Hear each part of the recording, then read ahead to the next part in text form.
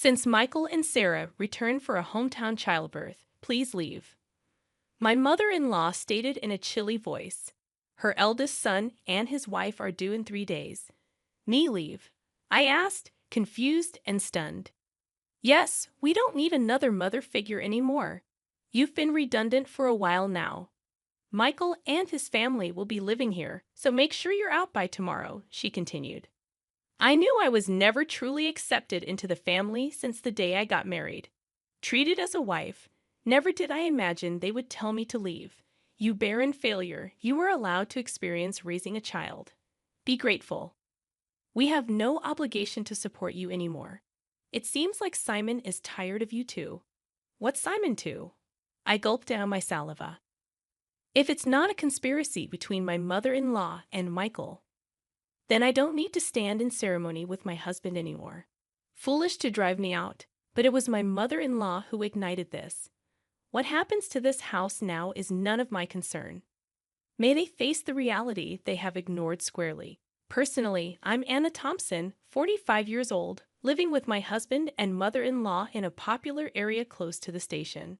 The access to the city center is superb. When house hunting, my picky husband, recently promoted to a managerial position, insisted on a spacious apartment. The rent was steep, but the space and rooms made it worth the stretch. My husband, Simon, 8 years my senior, a divorce I met through a friend's introduction. Comforted by the enveloping kindness unique to an older man, we decided to get married after 2 years of dating.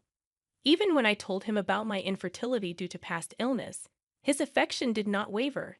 Likewise, my feelings remained unchanged when I learned of the circumstances he carried. My husband had a son named Michael from his previous marriage. I'm truly sorry to ask you, who have never been married, to live with my parents and son.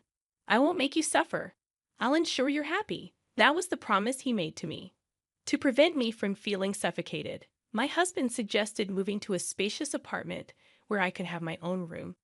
Michael, turning 10 this year, won't need much care with my mom around. You don't have to push yourself. After his divorce, my husband got help with childcare from his parents at their home. A few years later, Simon's father passed away in an accident, and it seems his mother took over as Michael's caretaker. From the first meeting, Michael wouldn't even make eye contact with me. I thought it might be his shy nature, approaching a difficult age, so I didn't worry. As long as they accepted me as a member of the household, I was content. My mother-in-law was a quiet and refined person. When I visited to formally introduce myself after our engagement, she treated me with such politeness that I thought we would get along fine living together. I'll continue to prepare the meals as I have been. Simon comes home late, so it's okay if we eat at different times, right, Anna? I'll leave the cleaning and laundry to you. All right, let's work well together. After getting married, I switched from a full-time employee at the pharmacy to a part-timer due to the division of household chores. I started work a bit later in the morning, so I wouldn't get home until nearly 8 p.m. Dinner was always ready when I arrived, making me feel good about living together. My mother-in-law and Michael usually had dinner before I got home, so I was always eating alone. Even after getting married, I sometimes felt a sense of, is this it? But I came to accept that this was our family style. From the beginning, my mother-in-law never really liked me and didn't consider me part of the family at all. Michael, the school's activity day is before summer, right? When is it? We're all going to see you. Sometime after getting married, I tried to break the ice with Michael, who still hadn't warmed up to me. No, as Michael faltered, my mother-in-law interjected, we'll go there. Just Simon and me. Anna, you don't need to worry about it. I misunderstood her words, thinking she was just being considerate. I can get the day off work. Let's all go together. You don't need that. You're Simon's wife. And Mick's family has always been just Simon and me. I was quite shocked when I brought it up with my husband at night. He said, Mom's been clinging to Michael. She probably thinks you're trying to take him away. I'll talk to her eventually. I began to join as a mother at the activity day, but Michael and I rarely spent any time together outside of school events. Sometimes I could tell Michael wanted to say something, but my mother-in-law always cut in between us. I later found out that she had been bad-mouthing me to Michael. Anna said she could be happy with Simon if Michael weren't around. She's a terrible person. Dad must be deceived by her too. If a boy in his formative years hears such things, it wouldn't be strange for him to distrust me. It was a sickening story, but at that time, I hadn't imagined that my mother-in-law could do such a thing. After graduating high school, Michael immediately moved in with his girlfriend and left home. As soon as he started college, a year after he started working, he married her without a ceremony. Once Michael moved out, my mother-in-law surprisingly stopped doing housework altogether. Instead, it seemed that picking on me had become her sole entertainment. She stopped cooking, which she used to do before, and now just sits at the dining table waiting for me to come home. Without a moment to sit down, I would stand in the kitchen and prepare dinner. You're really inefficient. At this rate, it'll take you all night.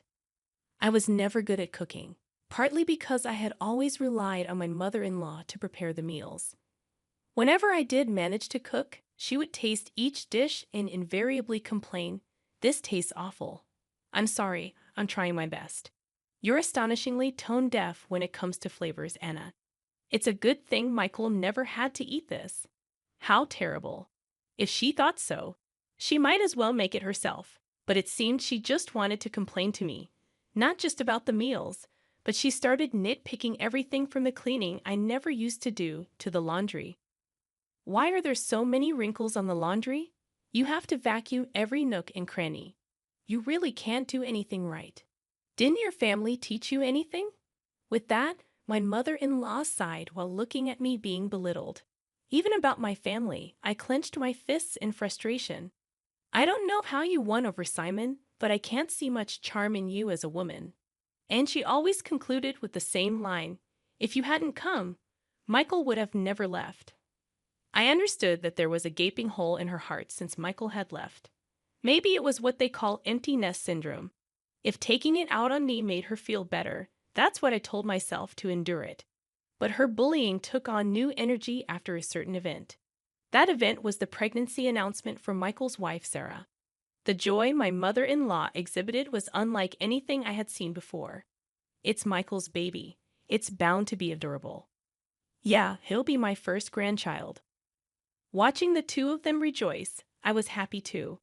But my mother-in-law's excitement was beyond normal, probably because Michael asked her, "Grandma, can Sarah have our baby at your place?" Sarah's family home is an hour away by plane, and since they have no one else to rely on here, they turn to us for help. Of course, my mother-in-law wouldn't dream of turning down Michael's request. The phone calls from Michael started to become frequent, and her excitement went through the roof. The next day after getting the news, she started preparing enthusiastically.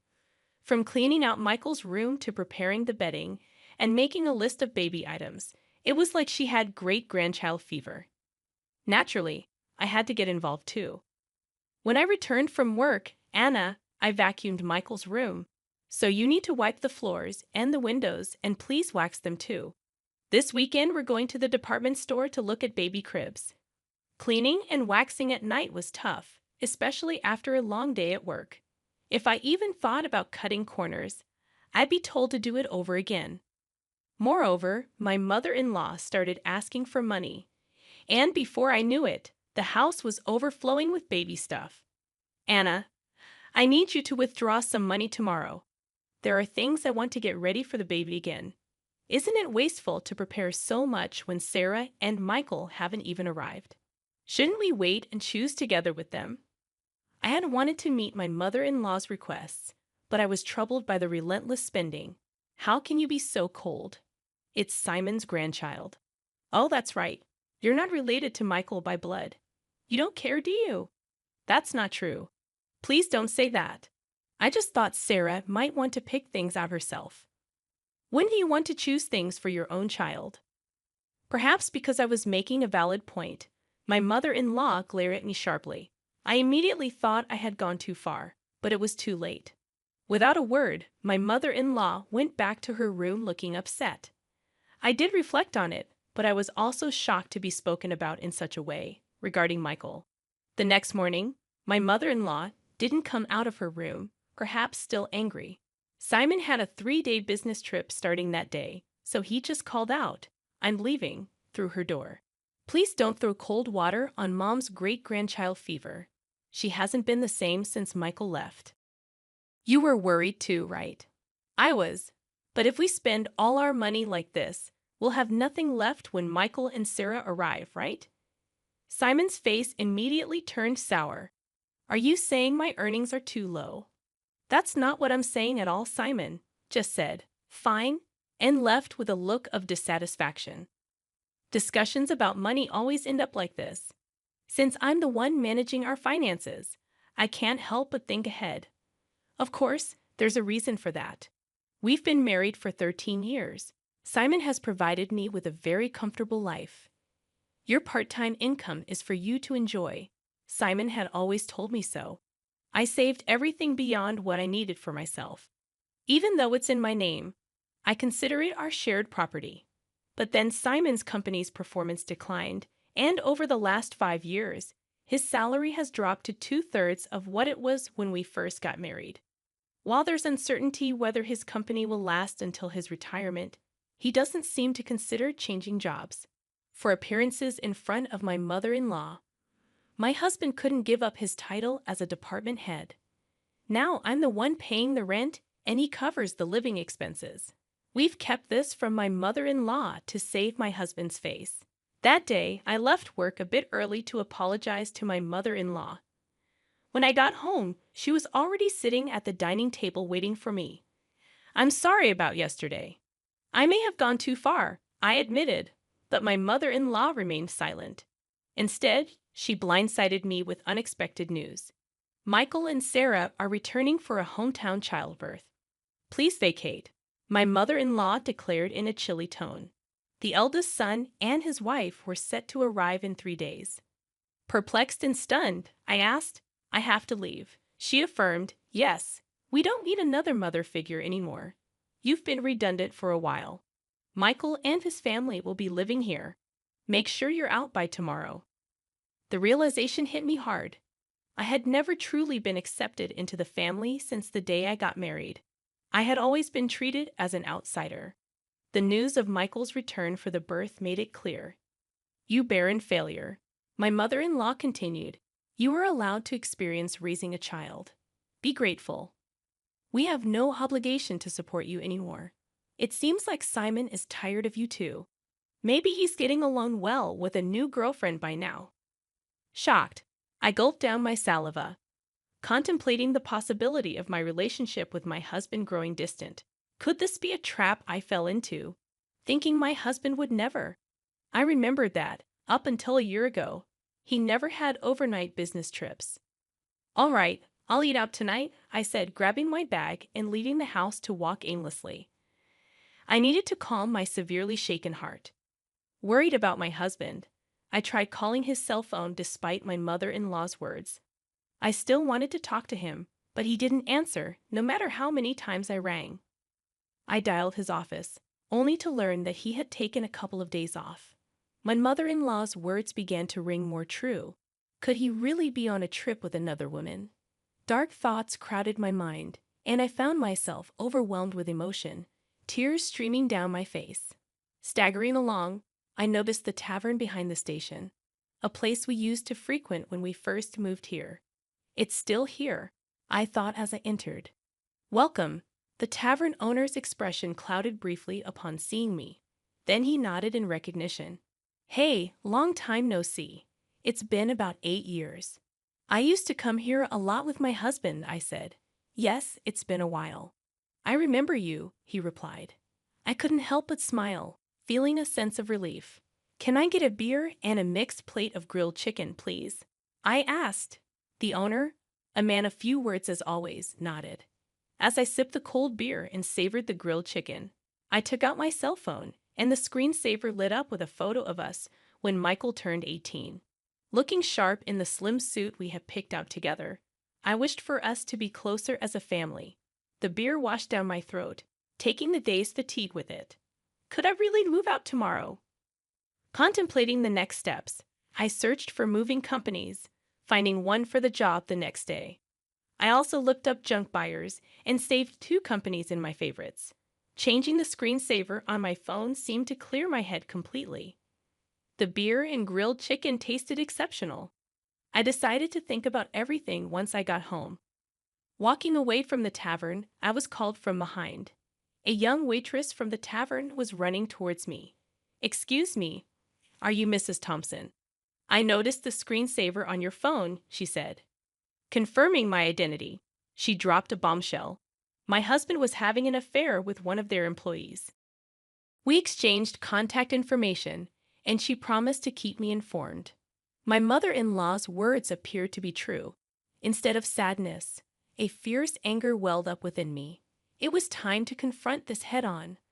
Booking an appointment with a moving company, I resolved to move out that day.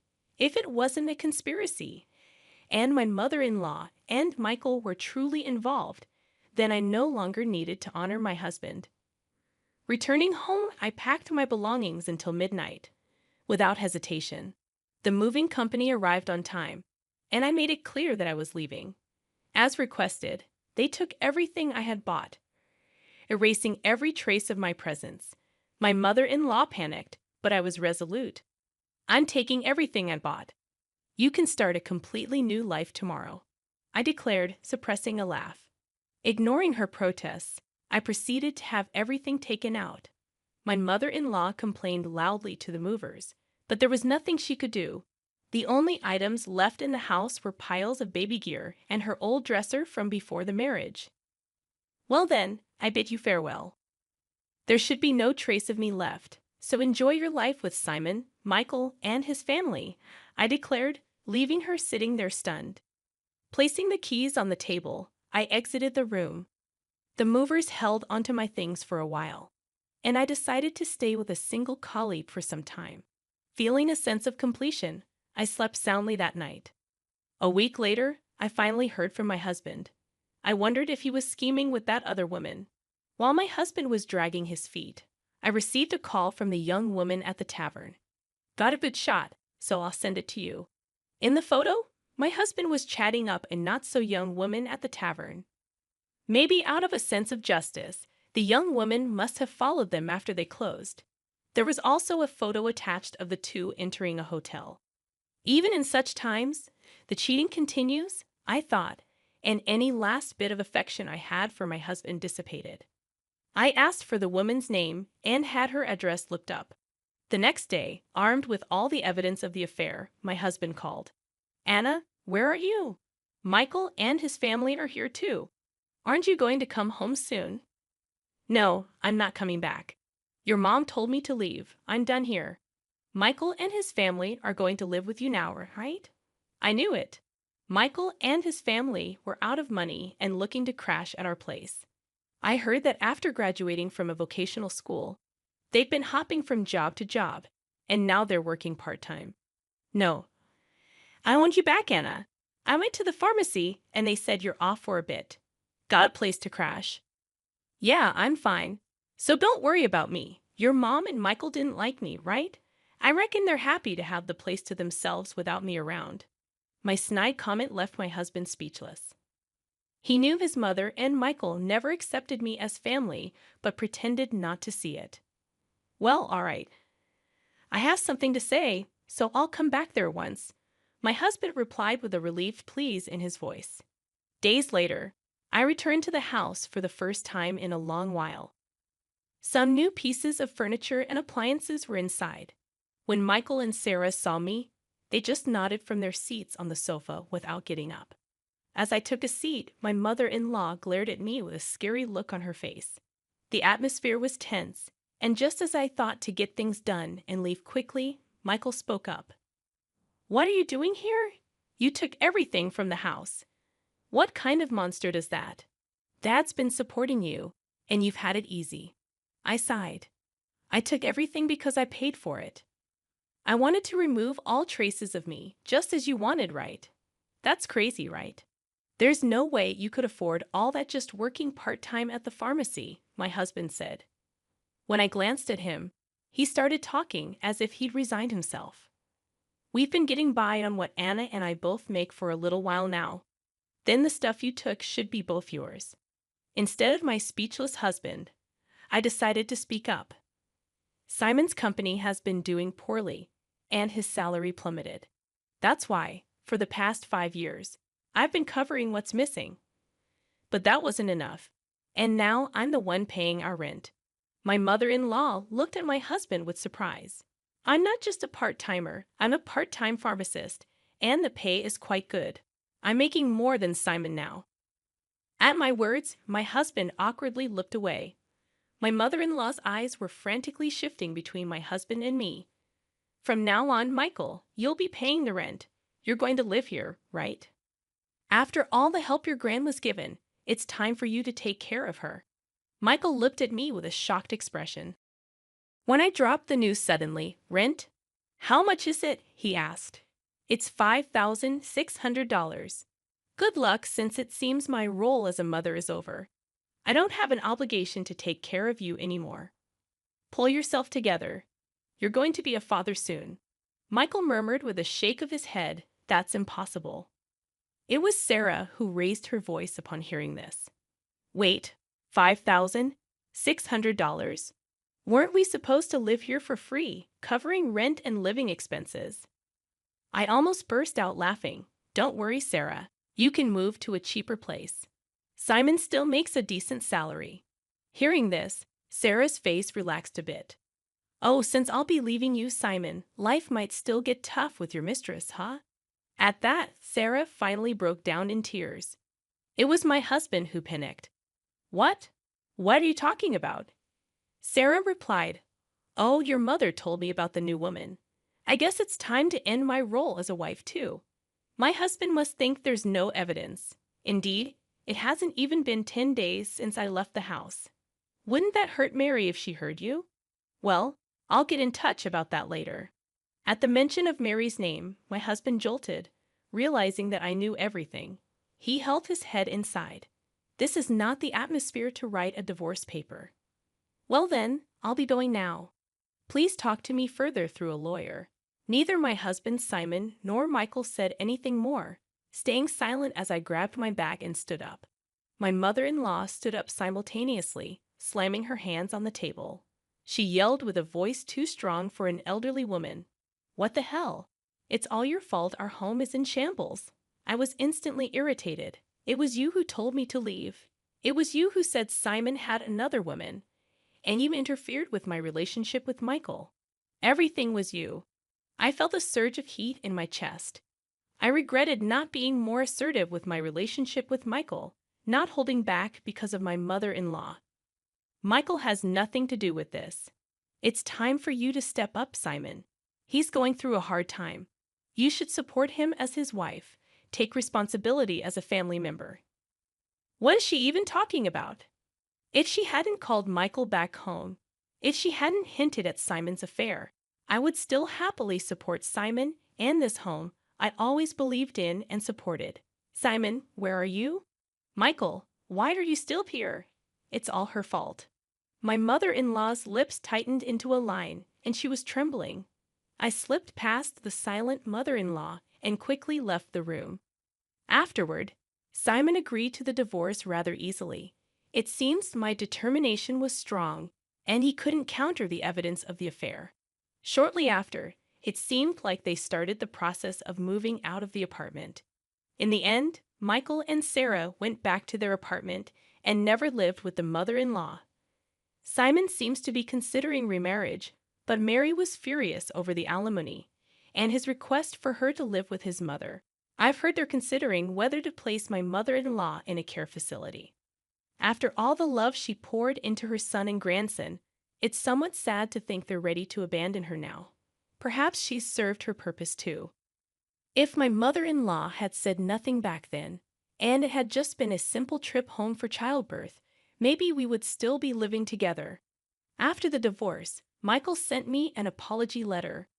He wrote about how, as a child, he really wanted to be more spoiled, how he couldn't talk to me because his grandma disliked it, and how happy he was when I attended school events. Maybe I should have reached out more, perhaps then, We could have built a different relationship. Even though our relationship has ended, I quietly pray for Michael's happiness in life. I've returned to work as a pharmacist and quickly rented an apartment close to my workplace. I don't feel good about keeping the furniture and appliances I took with me, so I had them all picked up and disposed of by a junk removal service. Life without my mother-in-law's harassment is peaceful and comfortable. For a while, I want to live for my own happiness, not someone else's.